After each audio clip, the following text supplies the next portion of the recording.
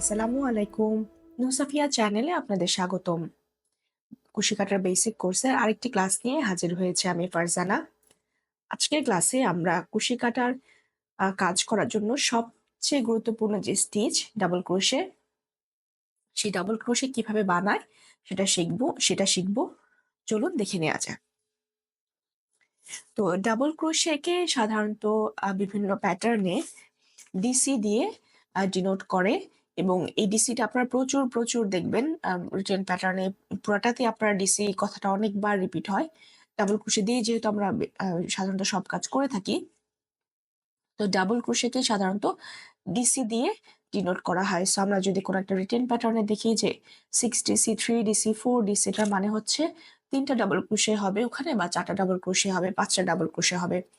এবং ডায়াগ্রামে ডাবল ক্রোশেকে সাধারণত ঠিক এই রকমের টি এর সাথে একটা একটা দাগ দিয়ে ঠিক এই চিহ্নটা দিয়ে ডাবল ক্রোশেকে ডিনোট করে। হাফ ডাবল ক্রোশে হচ্ছে একদমই একটা একটা টি, এবং ডাবল ক্রোশেতে আমার টি এর মাঝখানে আরেকটা কাটা দাগ থাকবে। এটা হচ্ছে ডাবল ক্রোশে। যেমন আমি যদি গ্র্যানি স্কোয়ার একটা ডায়াগ্রাম এক্সাম্পল হিসেবে দেখাই,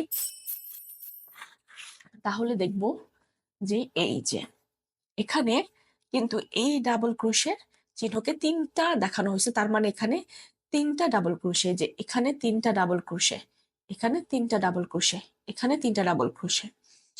তো আমি যদি ডাবল ক্রোশে দেখি, এবং এখানে এটা দিয়ে সাধারণত ম্যাজিক রিং বোঝানো হয়েছে। এখানে যদি আমি এরকম দেখতাম যে এখানে 5টা দেওয়া, এই চিহ্ন, এই ডিজাইনটা এখানে 5টা দেওয়া, তাহলে আমি বুঝতাম যে 5টা চেইন করে এখানে একটা সার্কেল করতে হবে। কিন্তু এখানে যদি এই চিহ্নটা নাই, সেখানে যেটা বোঝানো হয়েছে এটা হচ্ছে ম্যাজিক রিং। আমরা ম্যাজিক রিং সম্পর্কেও বিভিন্ন অন্য টিউটোরিয়ালে জানতে পারবো ম্যাজিক রিং কিভাবে করে। তো এই ডায়াগ্রাম থেকে, এটা একটা গ্র্যানি স্কোয়ার ডায়াগ্রাম, এই যে এই গ্র্যানি স্কোয়ারটা ডায়াগ্রাম। এই গ্র্যানি স্কোয়ার ডায়াগ্রামে আমরা দেখতে পাচ্ছি যে এখানে কি নিতে হবে, এখানে 3টা ডাবল ক্রোশে নিতে হবে, এবং 3টা ডাবল ক্রোশে নেওয়ার পরে আমরা অলরেডি, যদি আমরা এই প্লে লিস্টে এই কোর্সটা ফলো করে থাকি, তাহলে আমরা অলরেডি জানি যে এই চিহ্নগুলোতে চেইন বোঝায়। তাহলে আমি এই ডিজাইনটা করার সময় আমি এই ডায়াগ্রামটা দেখে কি বুঝলাম, যে একটা ম্যাজিক রিং নিয়ে এটার ভেতরে আমি 3টা ডাবল ক্রোশে নিব, তারপরে আবার 2টা চেইন নিব, তারপর 3টা ডাবল ক্রোশে নিব, তারপর 2টা চেইন নিব, আবার 3টা ডাবল ক্রোশে নিব, আবার 2টা চেইন নিব, আবার 3টা ডাবল ক্রোশে, আবার 2টা চেইন নিয়ে যদি আমি এখান থেকে শুরু করি, তাহলে এখানে এসে এটাকে জয়েন করে দিব। তেমনই যদি এটা আমার রিটেন প্যাটার্নে লেখা থাকে, তাহলে কিভাবে লেখা থাকবে? রিটেন প্যাটার্ন লেখা থাকবে 1 ম্যাজিক রিং, তারপরে 3 DC, 2 CH, 3 DC, 2 CH, 3 DC, 2 CH, বা লেখা থাকবে যে 3 DC, 2 CH, repeat the pattern. তো এই 3 ডিসি দেখলে আমরা বুঝবো যে 3টা ডাবল ক্রোশে, এবং 2 সিএইচ দেখে আমরা বুঝবো যে 2টা চেইন নিতে হবে। তাহলে চলুন এখন দেখা যাক ডাবল ক্রোশে কিভাবে বানায়। ডাবল ক্রোশে করার জন্য আমাদের প্রয়োজন একটা কুশির কাঁটা, একটা সিজার্স এবং সুতা। ডাবল ক্রোশে করার জন্য আমরা প্রথমে একটা চেইন করে নিব। চেইন করার জন্য আমরা প্রথমেই আমাদের সুতা যে লুজ পার্ট থাকবে, সেই লুজ পার্টটাকে ডান হাত দিয়ে ধরে বাম হাতের ইন্ডেক্স ফিঙ্গারে 2বার পেঁচিয়ে নিব। নিয়ে এই লুজ পার্টটাকে আমি আমার এই 2 আঙ্গুল দিয়ে, রিমেইনিং 2টা আঙ্গুল দিয়ে ধরে ফেলবো, এবং আমাদের এইম হচ্ছে এই পেছনের এই সুতাটাকে বা এই লুপটাকে আমি এই সামনের লুপের ভেতর দিয়ে পার করব। তাহলে আমরা যেটা করব সেটা হচ্ছে এই লুপটাকে সামনে নিয়ে এসে এখানে একটু রেস্টিং এ রেখে, এখানে চাইলে আমি বৃদ্ধাঙ্গুল একটু ধরেও ফেলতে পারি। তারপরে এই যে লুপটা থাকবে না, এটার ভেতর দিয়ে এভাবে ঢুকাই দিব। আমি আবার যদি দেখাই, এই সুতাটাকে আমি আমার ইন্ডেক্স ফিঙ্গারে 2বার পেঁচাবো, 2বার পেঁচায়ে ধরে ফেলবো। এরপর পেছনের লুপটাকে সামনে নিয়ে এসে এখানে একটু ধরে ফেলবো, ধরে এই পেছনের লুপের ভেতর দিয়ে পার করে দিব। আপনারা চাইলে একটু স্লো করেও দেখতে পারেন, ইউটিউব যে ভিডিও স্পিড স্লো করার যে ফিচার্স আছে সেটা ইউজ করে। এখন আমরা যেটা করব সেটা হচ্ছে আমরা চেইন বানাবো। চেইন বানানোর জন্য যেটা করব সেটা হচ্ছে আমি যেই সুতাটা দিয়ে কাজ করব, সেই সাইডটাকে আমি আমার হাত দিয়ে ধরে আমি আমার ইন্ডেক্স ফিঙ্গার দিয়ে কন্ট্রোলে নিয়ে আসবো। এটা দিয়ে আমি আমার সুতাটাকে কন্ট্রোল করব, এবং এই যে এই লুজ পার্ট আছে, এই লুজ পার্টটাকে আমি আমার রিমেইনিং 2টা আঙ্গুল দিয়ে ধরে ফেলবো, এবং ধরবো হচ্ছে একদম এই গিটের কাছে, যেন আমি জিনিসটাকে আমার হুকের সাথে খুব ভালো মতো কন্ট্রোল করতে পারি। এবার আমি যেটা করব সেটা হচ্ছে, এবং আমি আমার এই ইন্ডেক্সটা দিয়েও কিন্তু এই লুপটাকে কন্ট্রোল করব। সো যেটা হবে যে আমার সুতাটা একদমই কিন্তু আমার কন্ট্রোলে।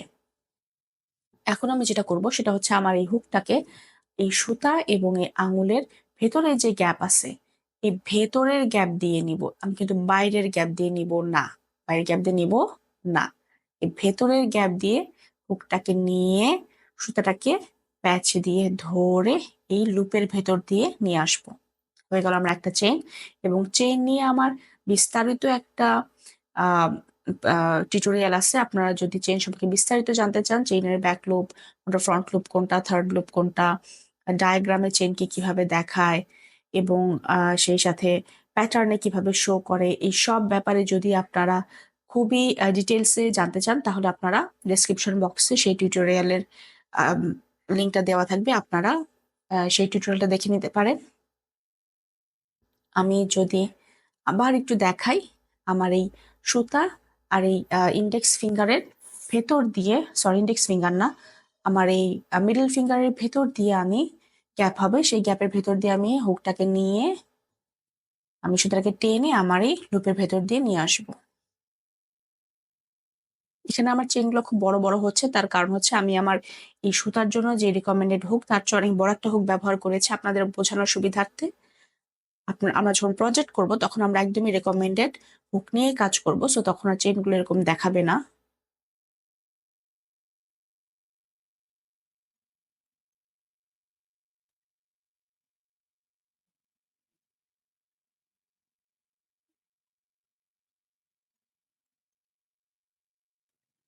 আচ্ছা, চেইন করা হয়ে গিয়েছে। এখন আমরা যেটা করব সেটা হচ্ছে, আমি আমার আরেকটা টিউটোরিয়ালে বলেছিলাম যে 3টা চেইন সমান একটা ডাবল ক্রোশের হাইট। সো আমরা এখন যেটা করব সেটা হচ্ছে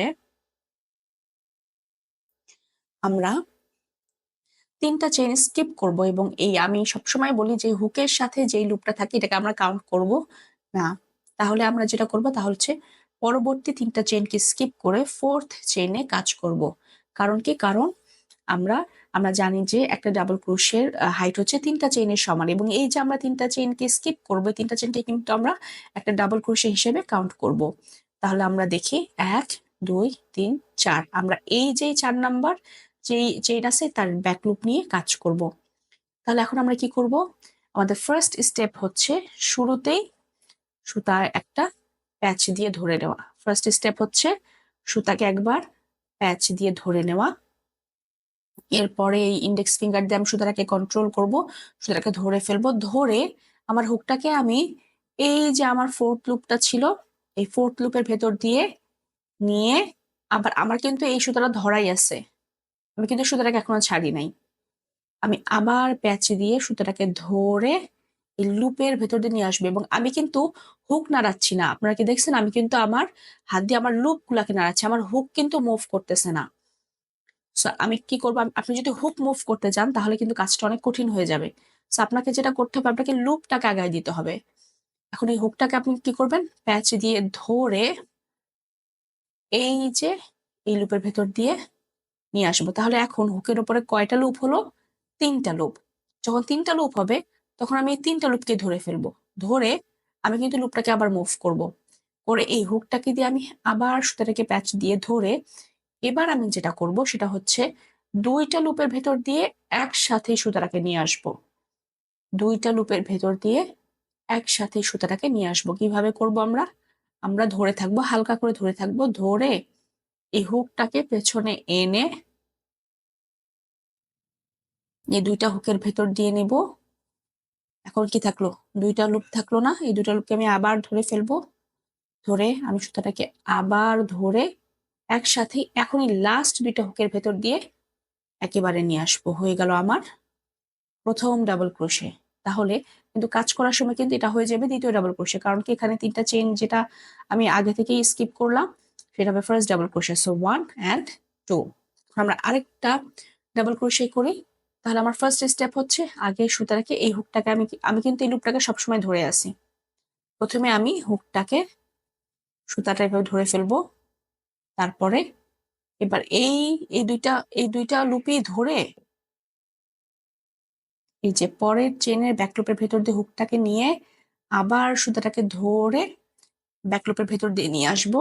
এখন হয়ে যাবে 3টা লুপ এবার আমি 3টা লুপকেই ধরে আবার সুতাকে প্যাচ দিয়ে ধরে 2টা লুপের ভেতর দিয়ে একসাথে আনবো, তারপরে আবার সুতাকে ধরে আবার 2টা লুপের ভেতর দিয়ে আনবো।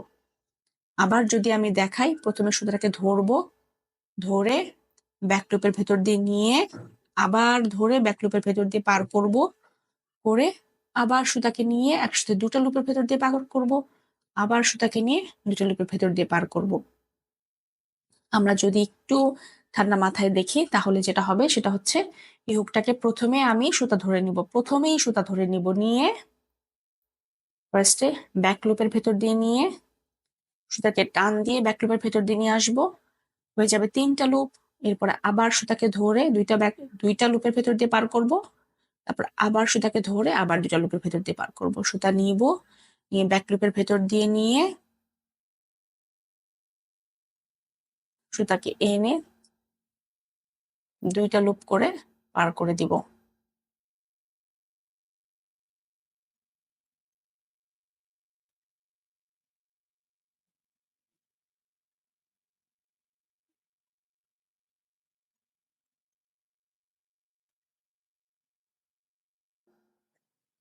এবং আমি কিন্তু সবসময় চেইনের ব্যাক লুপেই কাজ করতেছি।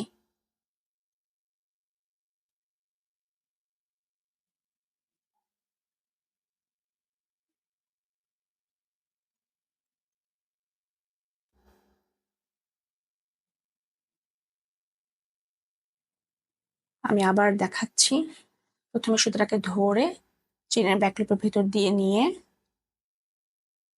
সুতাটাকে ধরে ব্যাক লুপের ভেতর দিয়ে নিয়ে আসবো, এরপরে 2-3টা লুপ হয়ে যাবে, এরপরে সুতাটাকে আবার ধরে 2টা করে লুপের ভেতর দিয়ে আনতে থাকবো।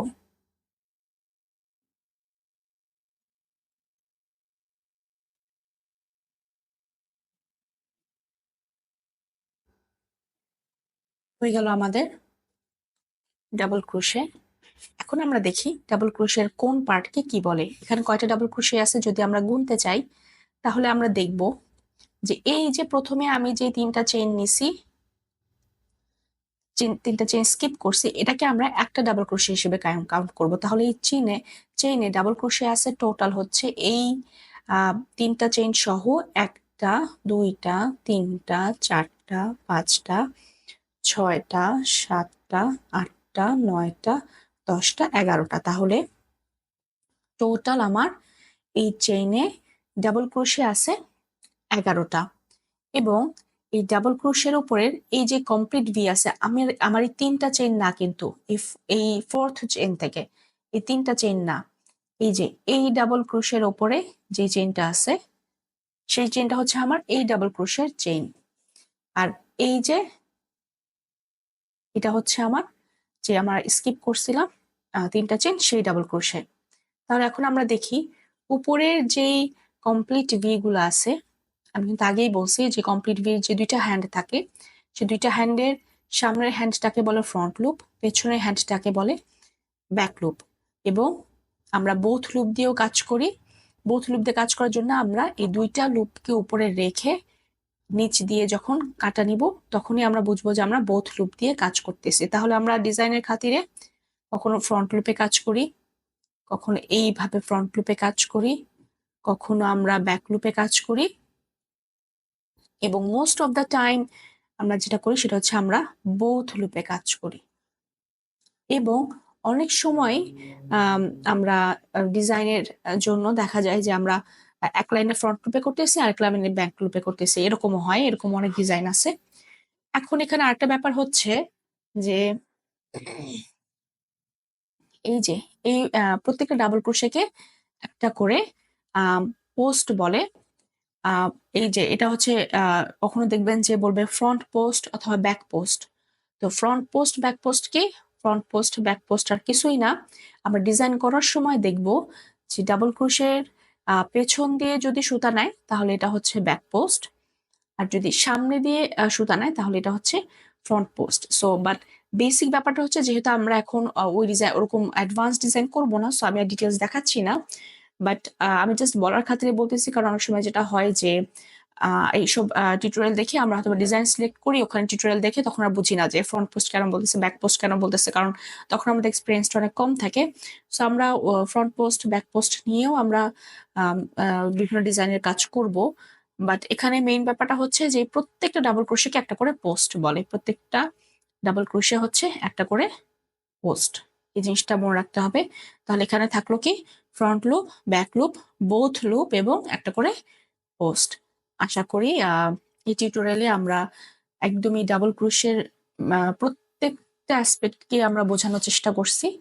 এই টিউটোরিয়ালটা দেখে আপনারা ডাবল ক্রোশের সম্পর্কে একটা ক্লিয়ার ধারণা পাবেন। সেই আশা নিয়ে আমরা পরবর্তী ক্লাসের জন্য অপেক্ষা করব। আশা করি পরবর্তী ক্লাসে আপনাদের সাথে দেখা হবে। ধন্যবাদ সবাইকে।